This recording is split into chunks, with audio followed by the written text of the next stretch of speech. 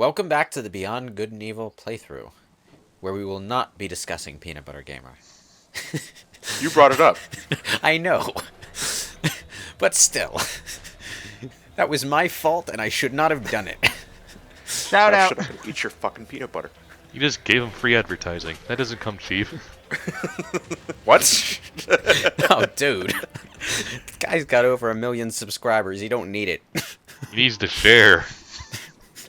No, I said we wouldn't be discussing this. Okay? Vehicle health power-up. There we go. Hooray. Back on track. That's way more interesting to talk about. Vehicle health. Yeah. It's so satisfying to pick up a health power-up for anything in any game ever, man. Even when you know you're never going to get hit enough to need one. Also, we get to take a picture of the map. It's a good thing these things are so conveniently located. I don't remember if the game actually tells you to take a picture of things, though. But once you're over here, you're actually going to want to push that box I just blithely walked past so that you could climb back up into the hole. But, yeah. Oh shit, we're back here now. Great. Wonderful. If you can't go through the door, go around it. Paulson and Peters, Opus 4. Just fucking walking through the lasers like it ain't no thing. Fuck it, I want that armor. Oh, man. That shit can piss me off, legitimately, because that guy is just as much as integral to the mission as I am, and he can just walk through the lasers, no problem. Well, maybe if Jade put something on that was heavier than a leather jacket, we wouldn't need to do all this stealth shit, you know? Well, actually, the real conundrum was trying to get around the door that was in the way anyway. So, we really just needed to find a way through. And being able to get over here, which you can totally do, doesn't matter without the laser, without the electricity gate destroyed, and you can only do that from this side. No good. You can try to open. It is them immune to my yourself. karate kicks. I think... Oh, man, we heard a gigantic loud clang, clang, clang, clang, clang noise. That's odd. Yeah, and you know what? The guards in this game just forget you're there after 3 seconds. Well, that's a typical... No, 2000s. it's even faster in this game than it is in any other game I've ever played with stealth mechanics ever. Anyway, there's a particularly annoying thing to take a picture of in this area, and it's this bubble thing that I don't even know what it is. But you have to shoot it. You have to shoot it to scare it out, and then take a real quick picture of it. I'm not even sure if it has a model. Does it have a model? I blinked. I missed it. No. That thing should have just burst through the goddamn gate. Okay? Large, heavy trams do not stop that way. You know how Physics. genome soldiers and MGS follow footprints that they don't recognize? Do Yeah. you think after running in circles for enough times, they start following their own footprints and are completely unaware of it? Yes, sir. That is a good question. Also, another easy to miss animal is here. You actually have to have your partner push a button so that it pops out, and then you can take a picture of it. And it's a really salty amiibo, I suppose. I meant to say amoeba. Silly Jade, you don't eat them. I meant to say amoeba, but somehow it came out as amiibo. Do you even collect them? The Jade Beyond Good and Evil amiibo would probably be the most obnoxious thing to find in stores ever. Because you only made 2. Michael Ansel owns one of them. Yeah, fuck. You know, someone's probably made like a custom Jade amiibo at some point out of like Zero Suit Samus or something. I know somebody's made a Ronda Rousey amiibo out of Zero Suit Samus. Okay then. And then the special Wii Fit Trainer edition. Oh man, dude. This is Ronda Rousey when she's at the gym.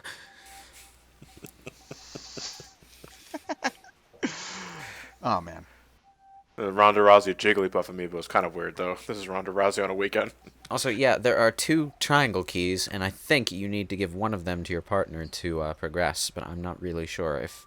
Like, it's been a year since I've played the game, so I could be completely wrong. Well, either way, you Otherwise, gave it to him. I might just. Oh, yeah, Oh, you yeah. do, We 'cause need to it's give a it to. double. Yeah, you need to have 2 people unlocking the door. Teamwork. Yeah. Take after all.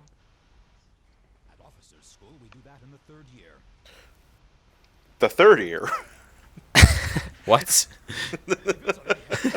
There's a Opening doors class. simultaneously is something you take in your 3rd year. No, you see, if you're not trained at that, you can get into really shitty situations. I mean, have you ever been stuck at the end of the second Mako reactor in Final Fantasy VII? That is hell. He can walk through lasers. It's a plot Yeah. point. It's canon. That wasn't just a glitch. He can just walk through them. It's a gameplay mechanic. So I why mean, don't look at you that- do? So why don't you do everything, Double H? That Yeah. hallway is full of lasers. Oh man. Yeah, look at that. That one also went around his head, so it's not the armor that's doing it. It's just that the He's laser just doesn't. immune to he's just immune to lasers. Yeah, he is not worthy to be detected by the laser. Oh, Jade, how's your head doing, buddy? Bet you won that. How's your head? No, Jade, here's the thing. Jade walked into the laser and bounced off like she walked into a metal door or something. No, you walk into a laser, your head disintegrates, okay? Anyway, here we are. I think this is the first thing we're supposed to take a picture of. But I'm not sure if you can take the picture here. Get him, Double H. They won't notice you. Alert! I Alert! missed. Double H, help! You'd probably have a much easier time with that if you were using a mouse. It's just a little difficult to precisely aim at their backpacks. But yeah, we got him anyway. Is that guy on the right still alive? He's not dead. Oh, okay. Have a nice trip. See you next fall. There won't be a fall. I know. Well, Because he'll be suffering from nuclear winter.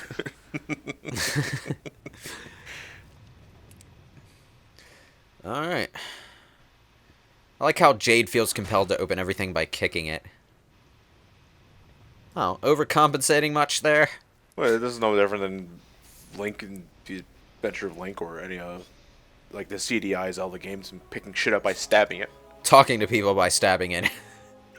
Well, no, I should say like in the original, I think the Japanese version of Zelda 2, you had to stab shit to pick it up. Oh, really? Huh. Wait! What an obscure thing for the CDI games to utilize. Now, the fact that the CDI games were based off of Zelda 2 was something I never understood. Like, because nobody liked Zelda 2 even back then. Oh, some people liked Zelda Yeah, 2. it had a- some it had a people still base. like Zelda 2. Yeah. And, you know, I appreciate them giving the style another shot. Because they were also making an overhead game at the same time. So, you know, if you're going to make 3 games, you might as well do 2 different things at least. But Yeah, stretch those resources thin. the problem with the CDI Zelda games isn't that they were based on Zelda 2. It's that they were based on Zelda 2, but they didn't do it right. At all. Like, not even close. Ugh. But there have been videos upon videos upon videos about those games, and we even did some of our own. You should probably go watch that playthrough if you haven't already. I think it's pretty After funny. you're finished watching this. Don't abandon Beyond Good and Evil. I put a lot of heart into this playthrough. It just took us a year to record it. Nachos. Here. Yummy. Thank you, Miss Jade. You like nachos? I just ate the last one. He just... Wait. Thank you, Miss Jade. Oh, okay. What the For a fuck are you second... giving them the nachos for? You yourself said you don't need to feed your companions. Oh, no. You don't need to give them the heart containers. But if you give them healing items, particularly the nachos, they'll automatically heal He themselves. can run through as- fucking barriers! Well, yeah, but they do occasionally take damage in fights. And if you give them nachos, they'll heal themselves whenever they take a full heart of damage. So it's essentially a guarantee that they'll stay at full health. Can you give them Dear the Lord. the gumballs too? Why would you if can. you're only keeping them at 2 health? Yeah, you can give them the full health power-ups if you want, but it's only really useful if you also give them heart containers, because they won't use it until they're down at a point where they need it. So they're smarter than Who's Its Face from Resident Evil 5. Smarter than who's its face, but also too dumb to use a full heal if they're 2 hearts high and down to their final half heart. I think. Took a bit of pot shot there. Better use his full restore. Uh-oh, a paper cut. Anyway, now that we're in the deep portions of the slaughterhouse, we've got a few different sections to go through. It's quite a meaty dungeon. Yeah, we access all these different parts of it by hovercraft. Each of them has, a significant ground element to cover. How do we get the hovercraft to the next area if we're going through a ground section? Or is it open the gate so that we can, in this Actually, area, at get this to the next? at this point in the dungeon, I think you just have your pick of which one you want to do first. Oh, so you have to do a set amount of ground stuff and a set amount of hovercraft shit. So, Double H can walk through lasers, but the alpha sections didn't get the same budget. They're only apparently. second years. Double H is confirmed God. They're only second years. Double H was a third year. Yeah. That's when you take 30, you can learn to walk past barriers. It's funny because they have the same armor graphics, except the soldiers in towns have gold-colored armor. The alpha sections have more iron-colored armor. So I suppose they just played a little more ghosts and goblins than the alpha sections did. Maybe No, if the armor had something to do with it. If that was the case, whenever Jade whacked their jetpacks, they should be rocking around in their boxer shorts. Now, you want to know something I never understood about the floating robot sentry things? They have no vision of their own. They only see you if the soldiers do. Yep. It is a weapon and nothing more. That is a very fascinating wall. Well, getting optical receptors on the robots is expensive, and those nachos aren't going to buy themselves, so yeah. I like the way that the alpha sections have these glowing green flashlights out of their helmets. It's like they're not actually people; they're walking surveillance cameras. Yeah, pretty much. Is the fog just for show? It doesn't actually. No, help you stay? you can hide in the fog. They won't see you if you're crouching in the fog. So you need to stay in the fog when they're turned towards you, and then make your way around. And I probably should have checked which way the guy behind me was facing before I did that, but still, I made it. It worked. Boy, I hope they don't hear me karate kicking this box. Well, fortunately, Alpha Section helmets do for your hearing what Stormtrooper ones do for your eyes.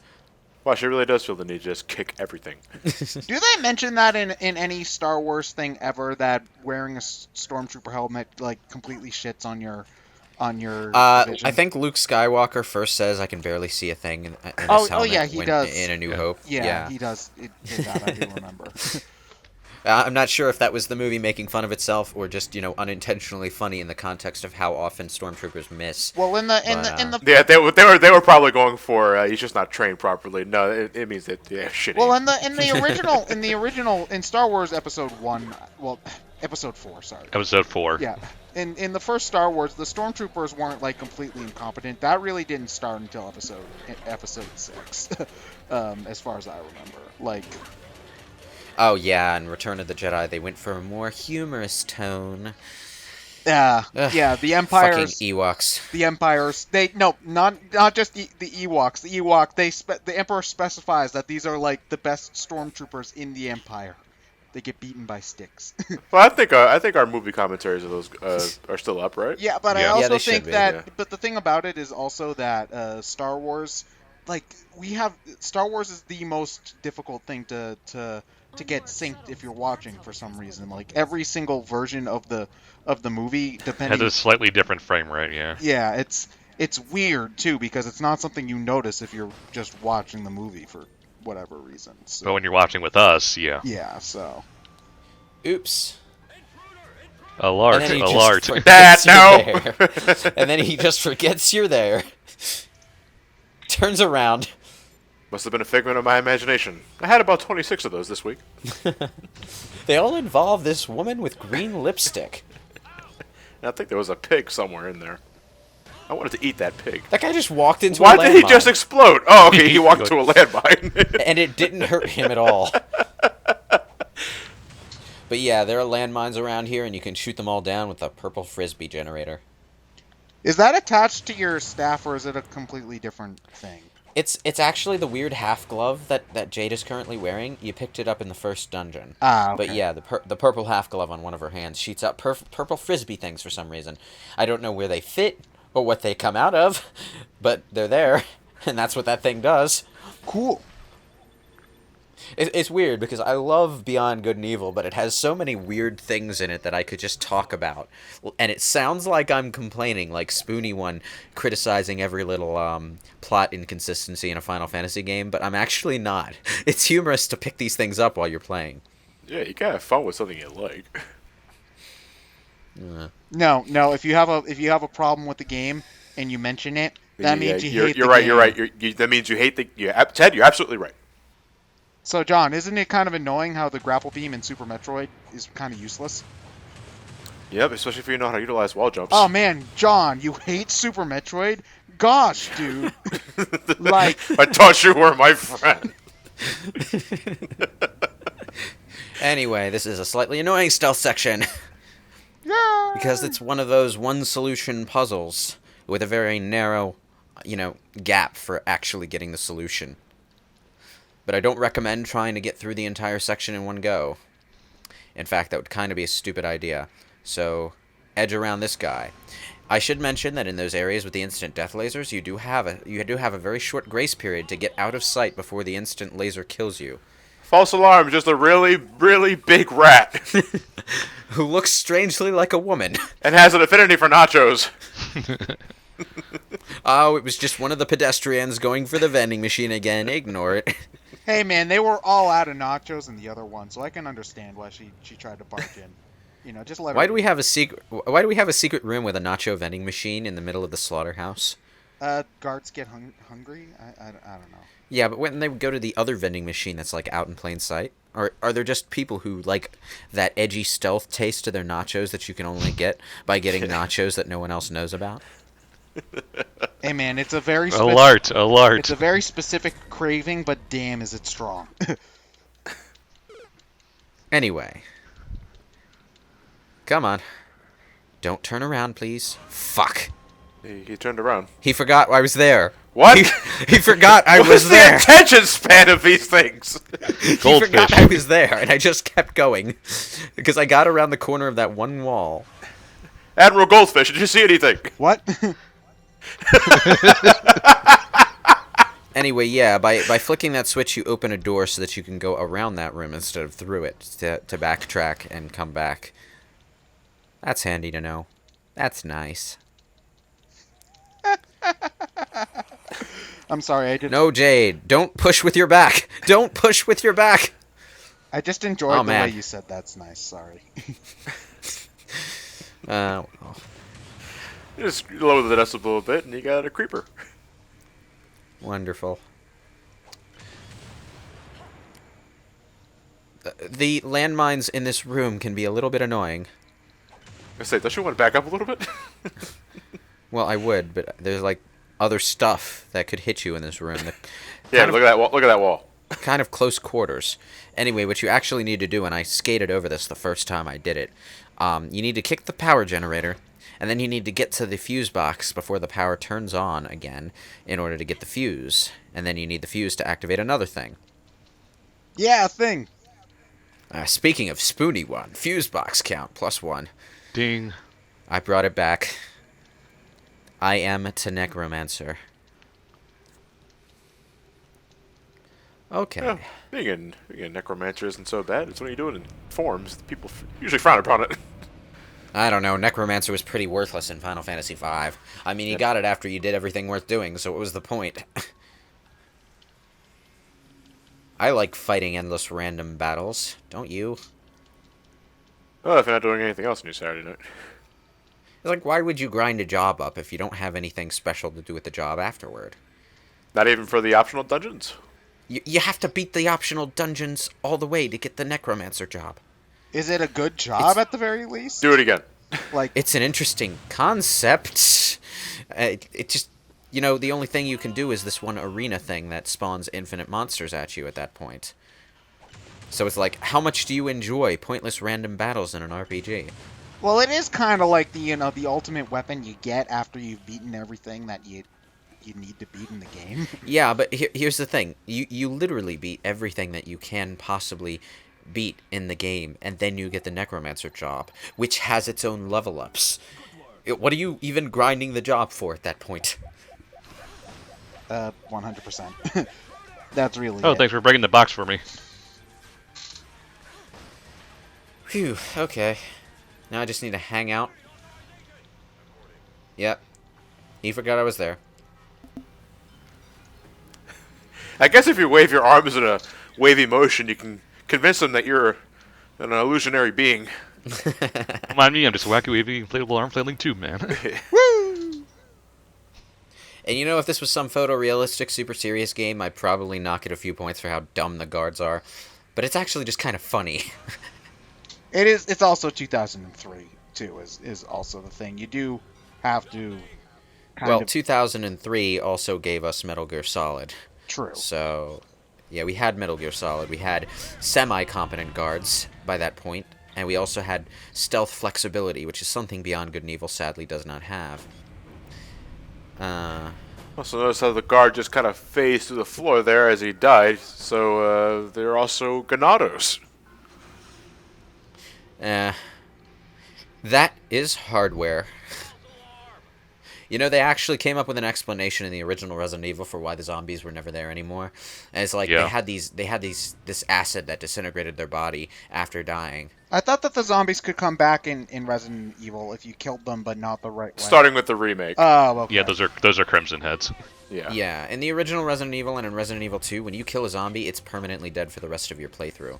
In Resident Evil 1, they took that concept in the remake and they expanded on it with the Crimson Head system, where you actually had to burn a zombie's body or destroy the head to permanently get rid of it, and you had to deal with actually a really interesting resource management element with fire sources to